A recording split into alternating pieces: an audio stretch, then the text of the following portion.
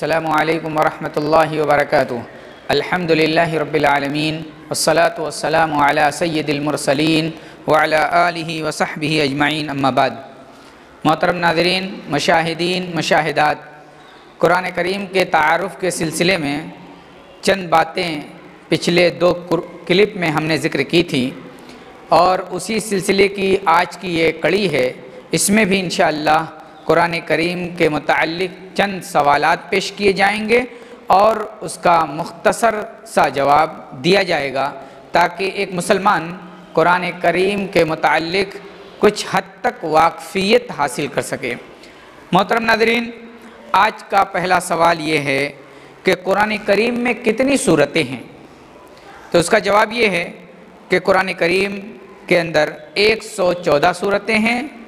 پہلی سورۃ الفاتحہ الحمدللہ رب العالمین ہے، اور آخری سورۃ الناس یعنی قل اعوذ برب الناس ہے۔ اگلا سوال یہ ہے کہ قرآن کریم میں کتنے پارے ہیں؟ قرآن کریم میں کل 30 پارے ہیں، اور ایک مسلمان کا یہ عقیدہ ہونا چاہیے کہ قرآن کریم کے اندر جو 30 پارے ہیں، یہ 30 پارے مکمل ہیں، اس میں کوئی شک نہیں، اس میں کمی اور زیادتی نہیں ہو سکتی۔ اگلا سوال یہ ہے کہ قرآن کریم میں کتنے رکوع ہیں؟ قرآن کریم میں 540 رکوع ہیں۔ قرآن کریم میں کتنی آیتیں ہیں؟ قرآن کریم میں 6236 آیتیں ہیں۔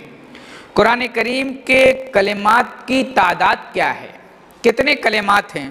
تو قرآن کریم کے کلمات کی تعداد 77439 ہے۔ قرآن کریم کے حروف کی تعداد کتنی ہے؟ قرآن کریم میں کتنے حروف ہیں؟ اس کا جواب یہ ہے کہ قرآن کریم میں حروف کی تعداد ہے 3,40,740۔ قرآن کریم میں سجدے کتنے ہیں؟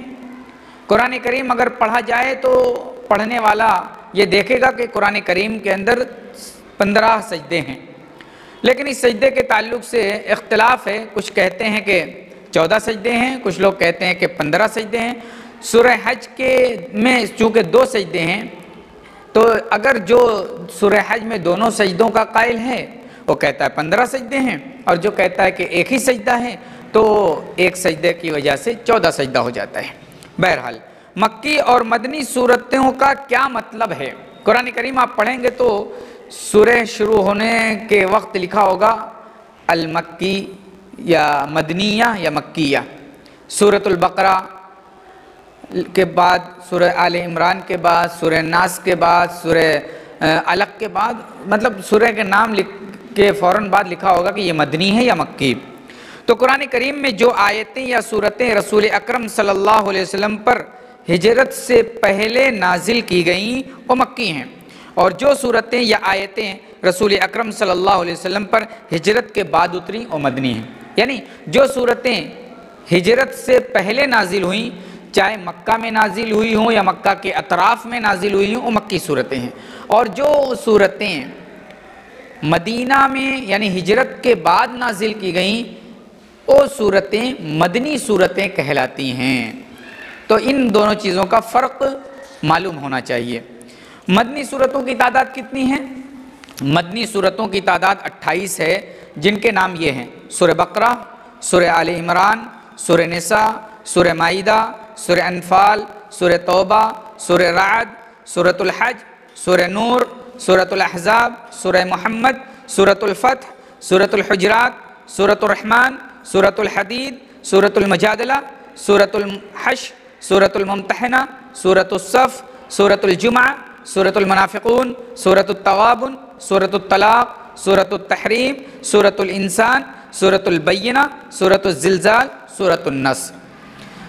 یہ 28 صورتیں ہیں جن صورتوں کا نام میں نے ذکر کیا، یہ مدنی صورتیں ہیں۔ مکی صورتیں کتنی ہیں؟